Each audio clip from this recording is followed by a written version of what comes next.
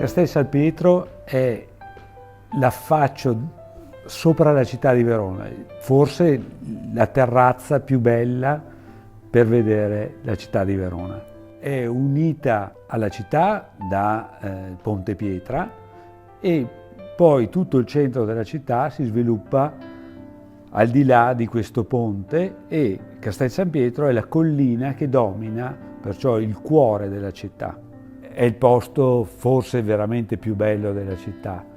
Bisogna fare in modo che questo luogo, che è bellissimo di per sé, offra qualcosa in più, perché la vista è tanto, però bisogna anche trovare qualcosa che possa comunque valorizzare e dare un significato alla visita a Castel San Pietro. La correlazione tra la bellezza del posto e la bontà del cibo ci deve essere, ma nessuna delle due, diciamo, deve prevalere in questo frangente, trovandosi in un posto con una vista che tutti dicono è invidiabile, non deve essere predominante sulla qualità del cibo che noi andiamo a proporre. C'è una correlazione comunque sicuramente tra territorio e cibo che andiamo a proporre, perché crediamo nel territorio.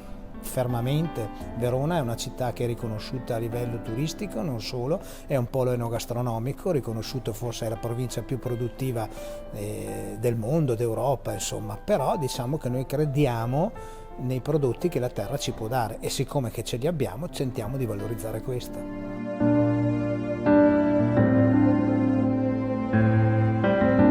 Mangiare sul balcone di Verona è un'esperienza unica e indimenticabile.